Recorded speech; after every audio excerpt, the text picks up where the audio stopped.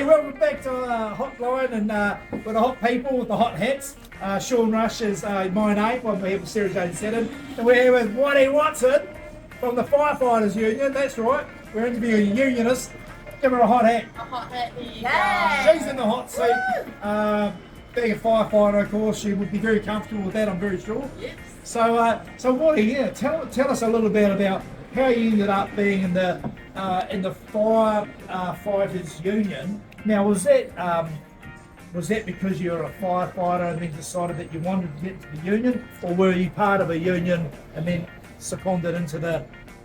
Yeah. Talk us so through I am a trade unionist, right, and an employment lawyer.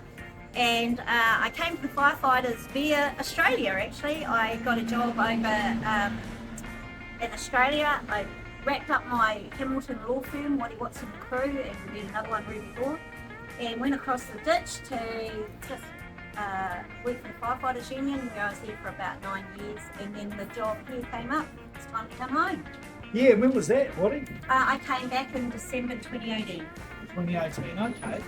So, why don't you just give some folks at home a bit of an insight into actually how are the firefighters structured? So, you know, it might be news to a lot of people like me who grew up thinking that firemen, and mainly men in those days, all slept at the fire station and, you know, the bell would ring down the hole they'd go.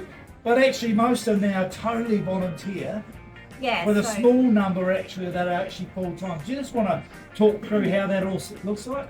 Yes, so New Zealand has approximately 1,700 career firefighters across 19 different towns and cities in New Zealand. Yep. And everywhere else, and in some of those spots as well, they're volunteer firefighters. So we represent the career firefighters. The career firefighters are rostered on in shifts, and so these stations where they're working, their trucks are online 24/7. So they do have the ability to have a rest, and there's still some of those file poles in some of the stations. Oh, really? I've wanted one of tried. We're getting Renaults done at home, but when I start earning some money again, and we're going to have a five person's hole.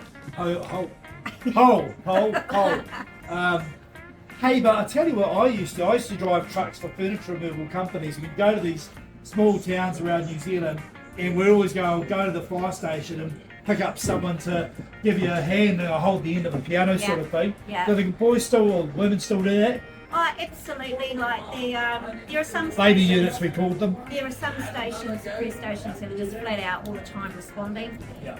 And increasingly they are a bit busy because they perform 97% of all of St John's out of hospital cardiac arrests. And so if you have a cardiac arrest, or you accidentally OD, or sadly, you know, suicides, cot deaths, etc., you ring 111, and if the person is stopped breathing or very close to stopping breathing, you'll get a fire truck before you get an ambulance. Wow, okay. So just tell me, like, Wellington Live interviewed you a couple of years ago, and you were striking. Yeah. Just what was the outcome? Did you have a good outcome Yeah, under good old Robbo? Right, a big check. Was a really good outcome. It was the first time in New Zealand's history that career firefighters had struck nationally. They walked off the job for an hour on 2 different occasions. It was really probably the most hardest any of them have had to do, even compared to what they have to do in their daily job. Yeah. But it had to be done. Yep. So there was some really big achievements for us. One of them was around occupational cancer. Career firefighters have a significant rate of occupational cancer, and that's known around the world. Wow. So we got 2 things that are important for us on that. One is things subsidising blood testing. Things Fire and Emergency New Zealand. Yeah, Fire and Emergency New Zealand. Subsidising blood testing so that the firefighters can get their blood off all the indicators right every year, and if there's a small variant, we can push hard for them to get some more exploratory stuff done. In addition to that, that's just kind of sort of standard stuff you'd expect in any sort of occupation, wouldn't you? You would, but that was a big win for us. And the other big win was Ben's funding, reimbursing for income protection insurance for your occupational matters, including another thing you'd think that would come with part of the job. Sarah Jane. I was gonna say, you know, like I know a few of my firefighter friends had to do that like challenge of running up the Auckland sky tower. Easy. Do you think you would even do that? Look, I don't even walk to the shop. I'll be frank with you. I'm renowned to be very lazy, and I personally, I'm not someone that will. That's really hard. Their gear is like another 20 kgs. Right? Yeah. Those guys are super fit. They come from all around the world, and then they go and do it in the other parts of the world as well. And it's all about fundraising for the various organisations. So, I don't know what. I tell you what, though. You know, I know another union woman called Fleur Fitzsimons, ex-city councillor. I mean, she'd go up those steps in no time. I think we should challenge her to maybe raise a bit of money for the fire folks. I'm not going to throw anyone under the bus because I wouldn't do it, so I can't throw anyone else under the bus to do that. Well, I was going to say, a different kind of hot. On a hot day, what is your favourite beach to go to in Wellington? Oh, in Wellington. I was going to say Mahia. You could do that. I was going to say Mahia, but I grew up on the coastie. Okay, you do it. But in Wellington, probably around Miramar, around here. Miramar. Pretty good. Shelley Bay. Yeah. Yeah, well, a lot of work, a lot of interesting stuff going on there. Yes. Okay. What's next for you? We're back in bargaining. Whoop, whoop. You guys going on strike again? Didn't get enough. Mate, Cost of living, inflation, all that raise that you got now being debated, I suppose. Well, the rise in the wages was to try and address more than a decade of absolutely being neglected. So this time around, we're going to try and cement additional firefighters. We've been in part of the last round. We've got working parties to look at the state of the trucks, Yep.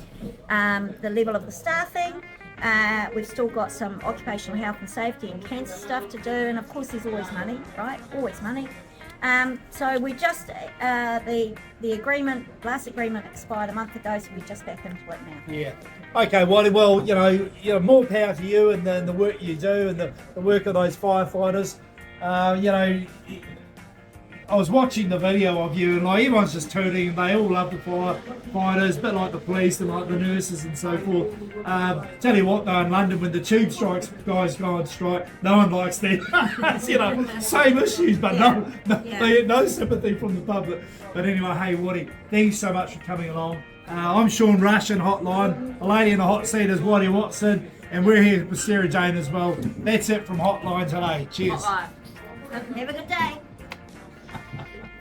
Quick question from the floor. Who's the hottest fireman, and do you support the hottest fireman calendar by person? I have the privilege of working with some of the most special, amazing people in the world, I think. It depends on, you know, that's all subjective, what's hot, right? I find what's hot is their amazing dedication to the public and their willingness to keep... You're a politician! Natural politician! Have you ever put a fire out? I have in my... like when I have to leave something on the stove, but nothing serious. You start fires, but I shouldn't make a joke about that actually. Political one, shall we say. Yeah.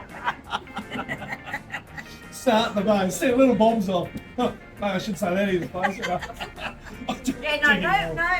need to send anyone down. We're all completely straight here. Yeah. So you mentioned you're part of the union movement. So that's that's the Council of Trade Unions. What's his name? Richard Wagner. Richard. Yeah, I've met him once or twice. Another guy called Tolly, I think he's gone. He's recently retired, but he's still active. I asked him. I said to him, what was the worst thing that John Key ever did? He goes, those 90-day, stand down periods. I said, well, everyone in the world does that. What's the other worst thing? I just come back from Britain, you see, so I'd no idea about it. The 90-day stand down period is the problem because it's just really a mechanism to drive down wages. You know, people, I don't know many people that don't actually, if they've asked for the job, that don't actually want to do the job, right? So the 90-day stand down is an assumption that people are just rorting it or just going to be lazy or whatever. I've never met anyone like that, and I haven't, and I've met people from all walks of life.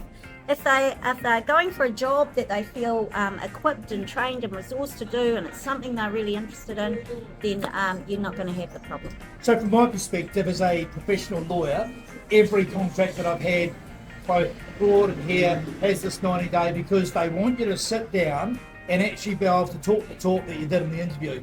And otherwise, you know, if you come up but and say... you've got other mechanisms to do that, as you know. So if you don't even have to wait 90 days if they absolutely, they haven't got the skills or the background or the training that they said they had in the interview to do the job.